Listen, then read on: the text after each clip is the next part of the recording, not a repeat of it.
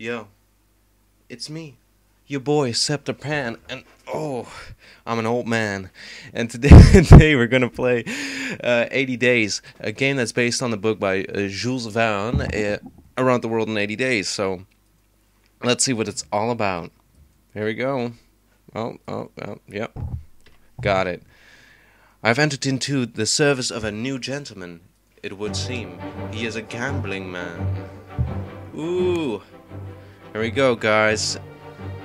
Inkle presents. In association with Cape Guy.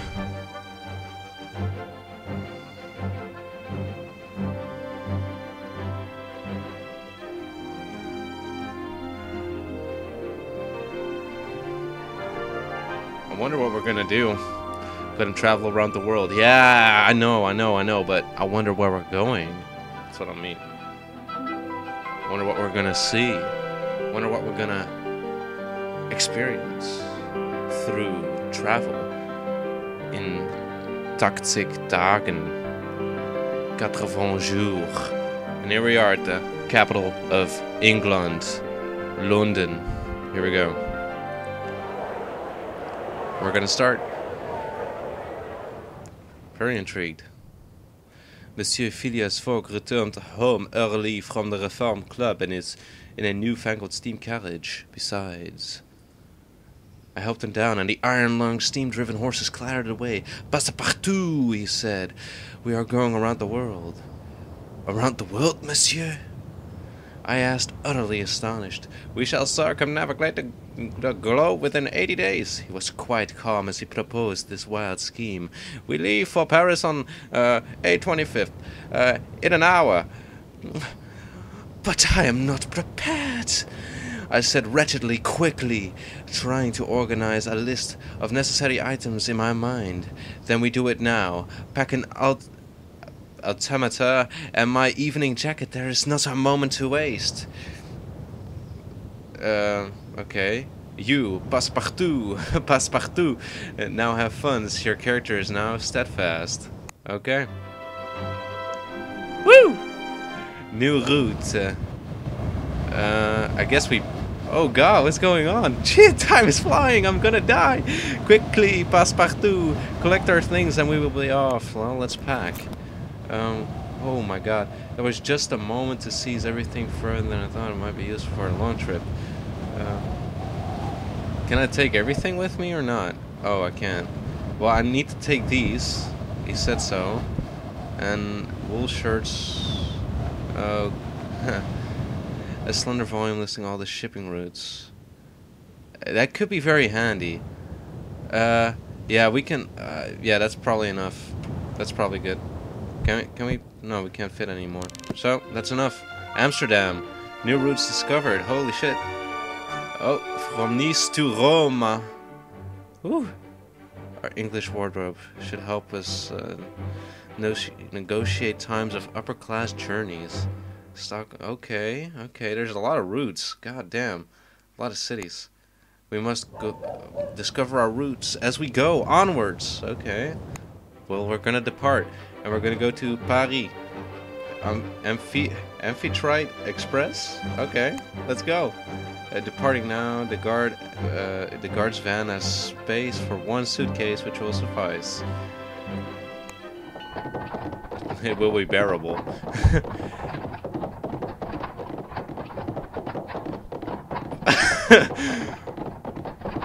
So, what have you been doing? The mechanical horses raced past Piccadilly Circus and Pall Mall faster than a team of thoroughbreds. Even so, the whistle of 8:25 was blowing as we pulled up to the Charing Cross station. We raced along the concourse and threw ourselves aboard. As the second whistle shrieked its warning, we barely had time to take our seats before the guard rapped smartly on the compartment door as he held out a hand. Tickets, please. Alas, monsieur, we are in a great hurry. I explained, giving him a beseeching look. I'm afraid. £85, please. Uh, I don't know. Let's argue with him. I want to see. And I argued with him. Or rather, I began to, but Monsieur Fogg interrupted. Passepartout, you will pay the sum at once, he put in coldly, and remunerate this man for his patience. What? Fuck, I don't want... now I have to pay more? Well, fuck it. I'm just gonna give you 85. I handed over the 85 pounds and smiled a thin smile from one working man to another. The guard gave me our tickets and slid the compartment door shut behind him with a pneumatic hiss. Your funds have gone down somewhat, yeah? Well, it's better than 100. I'm on fine form, but we must make haste. Let's converse. Begin conversation. I'm at your service, Monsieur Fogg. Passepartout. Let's talk about the money. The journey will be most expensive, monsieur, indeed, but we can earn a little from buying and selling our possessions as we travel. Okay. But tell me, monsieur, what is the purpose of our journey? I have made a hefty wager, and I do not intend to lose. What? This guy's insane. Why am I with this guy again? London's smog gave way to rolling hills and the pastures of the Kentish countryside, still untouched by the hand of technological advancement. Monsieur Fogg read his paper whilst I repacked our bags. Well, let's take a look at our bags. Thrown together in haste and confusion as afternoon turned inexorably to evening, I discovered that my master was one of those gentlemen who broke their silence rarely, if at all. A guard rapped on our door. Suddenly there came a tapping, rapping around my chamber door. A few miles before Dover, we are about to submerge, he warned. Take some people a bit funny, so watch out. What do you mean, submerge? We're going in the ocean, man. We're going to, this is the London to Paris Amphitrite Express, he explained as through the particular dim-witted child. The submersible train, talk of the London papers. Is this the Mer train? I exclaimed. He made a face. Bloody journalists and their silly names, he muttered. Every inch of her has been examined and stamped with the artificer's seal. This is not the world's only escape locomotive. Okay. I pressed my face to the window glass. As the first above the Amphitrite's wheels extended with a hydraulic hiss, night fell as we plunged past the end of the track into a freezing water of the English Channel. And we're underwater. And now we're entering Calais, going down to the Amphitrite plowed through the water overnight and splashed up onto wider gauge French tracks at Calais as dawn broke. Do you have a route in mind, monsieur? I asked as the water of the channel dried from the compartment windows. I'm as of yet undecided, my master admitted. The new canal has sped up the shipping route from Suez to Bombay, though perhaps we could take the Trans-Siberian Railway across Russia. Well, we have wool clothing. That might be interesting. Let's go to we go to Siberia. Surely not Siberia, I exclaimed. It's so cold and grim, and I have a particular fear of bears. Then we could do well to buy furs, he replied, refraining from rolling his eyes. There are other alternatives. We may also travel overland and across the Black and Caspian seas. Which is fastest?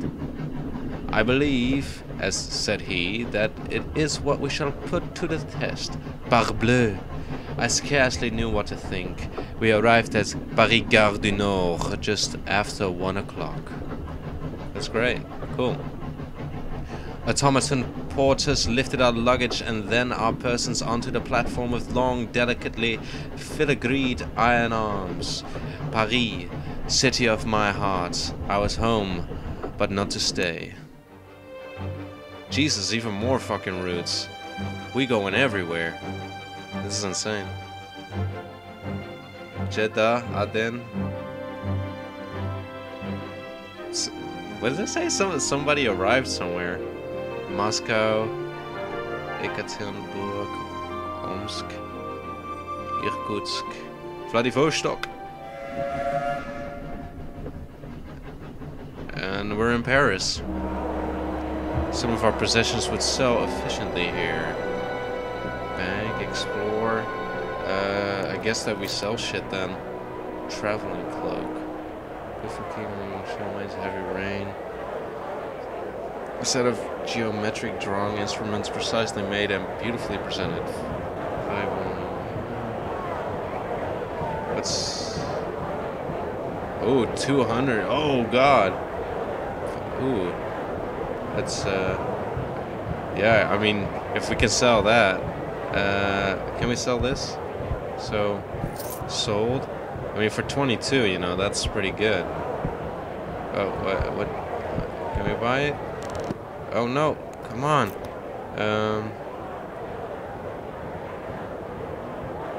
Okay. And we probably should sell this then as well. But this is over. No. Yeah, let's sell that. And then we could get an extra suitcase. It's only £10.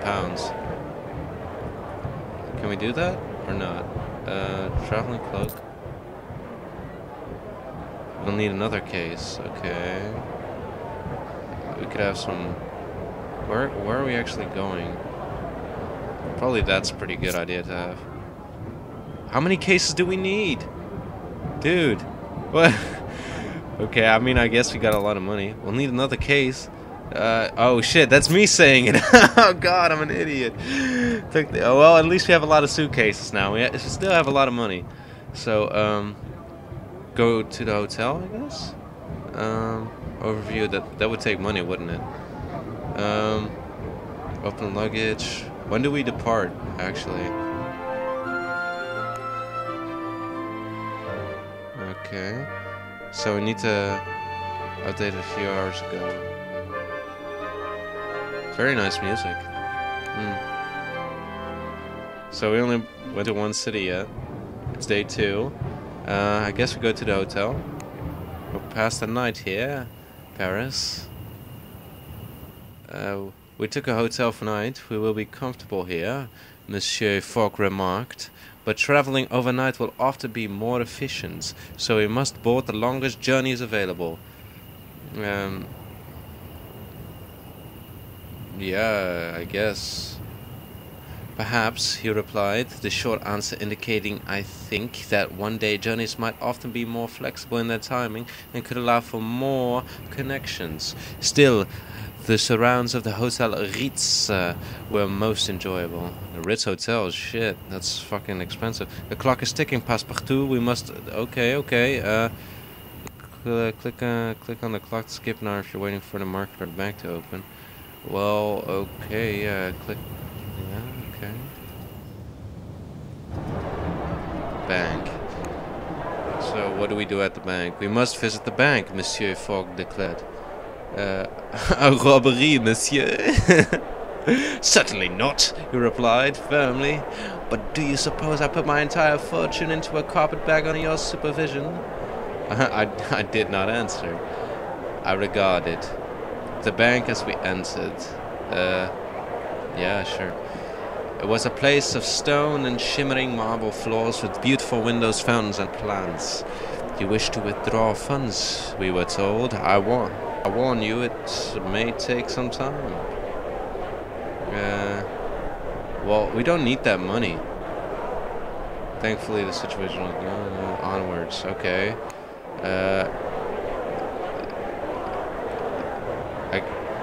Let's take a look at our luggage. Let's get all of this in, like... Can we put this all in one fucking thing? We have so much luggage now. I hope we can actually get this on the train. I didn't think. I wasn't thinking when I did this. Oh, guys, I'm sorry. Oh, shit. Sure, I can. Let's, Okay, so let's go to the overview. 3 days and counting. Day 3. Oh. Oh.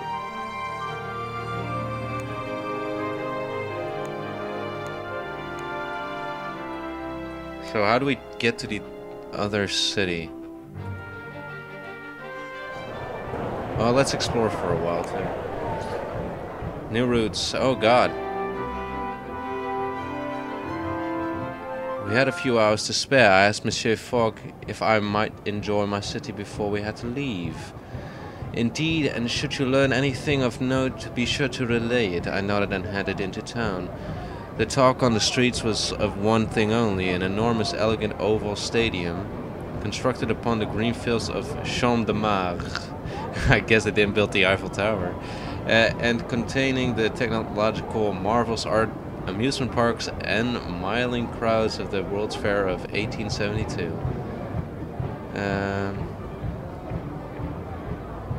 Well, let's just go inside. I ventured inside the grand illuminated pavilions of the exposition. Let's go to an artificer. An artificer was replacing an arc light, which had burnt out. She first disconnected the strange machine powering lights. It had a spinning iron wheel, which was wound around with a series of armature coils. What is that device, artificer? I asked politely, my eyes straying to the... Oh, sorry. Oh, sorry about that, guys. These gram machines are finicky beasts. Gram machines? I inquired. Well, it's... never mind. She waved my question away. It's a steam engine, alright. Only it doesn't make steam. Will that do? I hate explaining this stuff to laymen. Oh, wow. The harshness of her tone was believed by... was belied by her gentle touch. As she unscrewed the arc's light globe of enameled glass and replaced with 2 carbon rods within. She reconnected the supply, and the 10 Yablokov candles connected in series light up once more. They are miraculous. I breathed. Or breathed. Probably breathed. The artificer snorted. They're hard work, is what they are. Miracles indeed. But her mouth softened into a small, proud smile. She looked at her pocket watch, cursed, and hurried off, dropping something as she went. I hurried after her to return it. And she thanked me. My medallion, I'll need that to get my lunch from the canteen, thank you. I bowed in return. And she giggled. Stop that! You'll make me blush! She rubbed the coin thoughtfully. I was given this for my work in Istanbul, you know.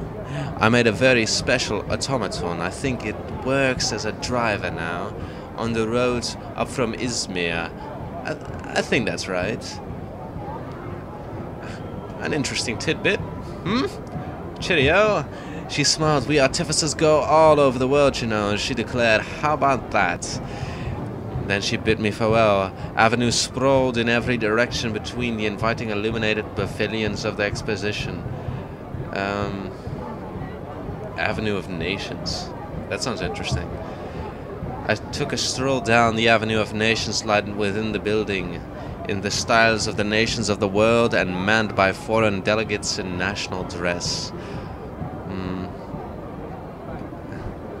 Although the newly formed German Empire was a conspicuous absentee. Oh, that's nice. I like that. In the city it had so recently conquered, the Austro-Hungarian delegations was being harangued by an artificer. The Zulu Federation had built a replica village. That's interesting. I want to see that. And brought a delegation of 400 diplomats and warriors, which was concerning the French soul and made for a busy, impressive stand. Above the displays was a fine ferrotype of their great emperor Cetshwayo in his palace in Ulundi. Man, this is awesome. Oh, one of the young impy warriors dropped his fierce look. Yeah, that is very interesting, this steampunk thing. And winked brightly at a passing child who erupted into shy giggles. Ooh! One of his fellow soldiers caught me looking. You have made a powerful friend, I remarked to the child, who seemed startled to receive this news and ran off into the crowd. I turned away hurriedly. Oh, oh man, crowds of tourists. The fucking French, the Parisian fucking police are gonna get me, and they're gonna throw me in jail for molesting kids. Molesting in a different sense, not that way, you fucker. God damn, that's a political suicide right here. Crowds of tourists jostled and heaved fast, their eyes wide with wonder. Well, we can still go to the purple tents of the Artificers Guild, draped with banners emblazoned with their copper lily sigil. A steam-powered automaton orchestra played gleaming brass instruments. Yeah, that seems interesting. Brass instruments, while a mechanical sommelier popped the cork from a champagne bottle and poured out bubbling over glasses for passing tourists. One of the artificers was explaining the guild's credo to a group of sticky-fingered children, had his hands deep inside a human-shaped automaton. Let's take a look at that. Rummaging through its clockwork innards, he took a piece of engraved glass and peered at it with a Julius loop. Dashed thing, he cursed in upper-class English tones, and then looked. Oh, hello. I didn't mean to interrupt. What are you doing? I pointed at Shaw. What's that? Let's do that. It's a control glass of my automaton, or it would be if it worked. This one is meant to be a cook, but can't even fry a chip. Surely we have human cooks, I remarked. Do we need automata for such things?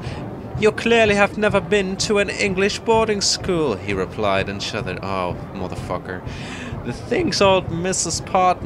Parsons could do to a cabbage, the tender stomachs of Britain's youth would be so much safer in mechanical hands. Perhaps I should simply hire French cooks, I suggested with a little wink. A French cook, eh? The artificer stroked his mustache thoughtfully. Good thought, old chap. Perhaps I'll go and find myself a cook to model my automaton upon. The artificer smiled. I wish him well in his culinary endeavors. He was at least in the right city to find a cook, and returned to the center of the exposition, ears ringing with bombastic tunes of the steam orchestra. My feet were tiring, and the hour was growing late. I returned to Monsieur Fogg, who was eating a meal of plain boiled beef à l'anglaise. Did you enjoy the exposition? My master inquired diffidently, as though I'd been out visiting an aged great aunt, having preferred as though I had been out visiting an aged great aunt rather than witnessing all the wonders that the modern world had to offer. Nothing else could possibly impress me now. We are unspeakably lucky to live in such an age of inventions. Yeah, that's a good one. I declared. It will certainly make it easier to win my wager, Monsieur Fogg replied mildly.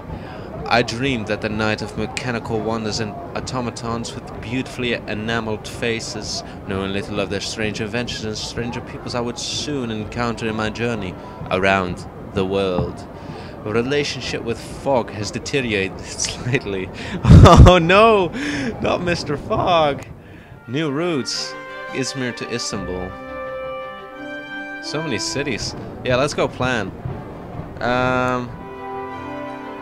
Let's go to Vienna. Oh yeah, that's awesome. Oh, that's expensive as hell.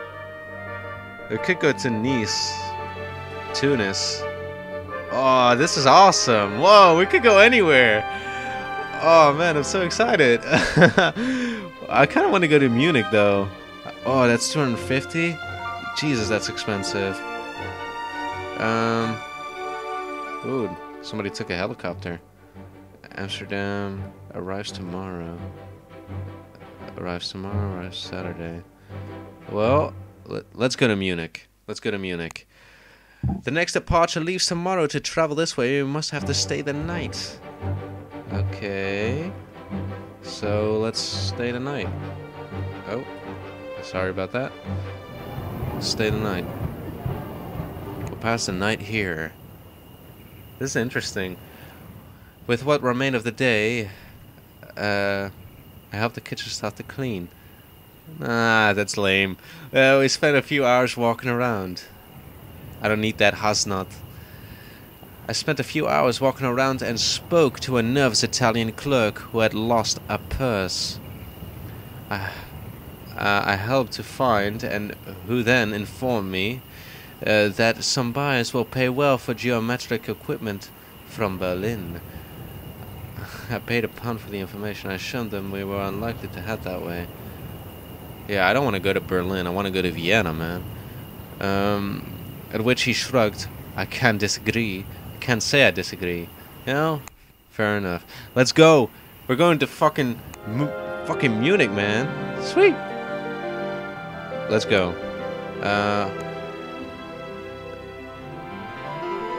Oh no. Fucker. Yeah, well, pay more. Pay more. Yeah, let's go. The Orient Express. Boarding the Orient Express was an altogether calmer affair than our race through London had been. Mechanical porters loaded us in through their windows, then snapped them shut with a delicate click. The train was very beautiful, extremely fast, would be the first leg of a much longer journey. Let's, yeah. However, so there was little use in growing too comfortable. Indeed, it could only take us as far as Vienna. A last long whistle blew as we began our journey eastward. Let's go. Let's converse with Mr. Fogg and try to get the guy happy again, because he's such a pompous prick. Greetings, monsieur. Can I help you at all, monsieur? I am the guard on this train. Oh, well, I guess we'll talk with the guard. Begin conversation. Ask George Mazard about Munich. Let's ask. I need to know about Munich. That is beyond my remit, monsieur. Okay.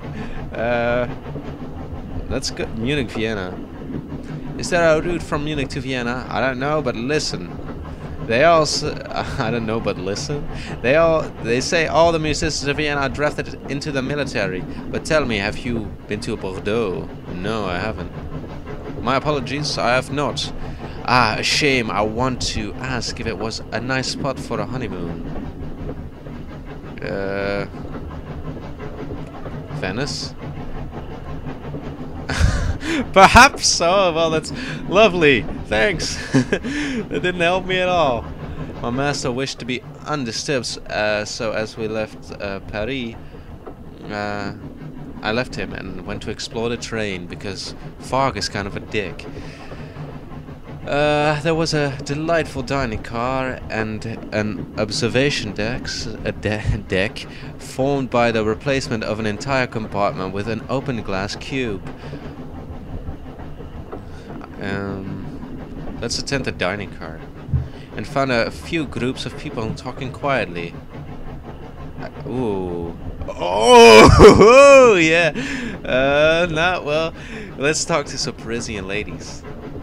I joined a pair of young Parisian ladies who were toasting their adventure away from France. They were going to Vienna to hear a concert by the great steam orchestra there. I only hope we will be allowed to leave one confined. Come on. Oh, come on, you're not gonna... Because of the political situation? I asked. The girl whose name I learned was Isabelle Poitiers nodded. Papa says the emperor is spoiling for war, and her friend agreed. Remember Belgrade? The mood fell somber. I tried to lift their spirits by telling them of our journey. asked about Belgrade. I finished my... nah, let's talk. I tried to lift their spirits by telling them of our journey and the bet my master had made. Both girls' eyes opened wide. Around the whole world, one demanded. You will get lost, the other agreed. I hope not. We cannot afford the time to get lost. As long as we head east, we cannot get lost. Yeah, well, I agree with that. I answered romantically. The girls giggled in reply. We passed another hour discussing what we knew of the city of music to which they were headed. Isabel seemed certain it was connected to both Venice and Budapest by good routes or roads. I debated whether to share this information with my master. I could hardly wait to inform my master of this news. Well, let's talk to Fogg. The more options we had, the better. I finished my cognac, and then I returned to Monsieur Fogg, who, to my surprise, looked up from his paper at me. What did you learn? He inquired. There are roads from Vienna to Budapest and Venice, I declared cheerfully. Monsieur Fogg nodded with approval. Very good, he said. I see you will be most useful. Ooh. Yeah, and he likes us now. That's good.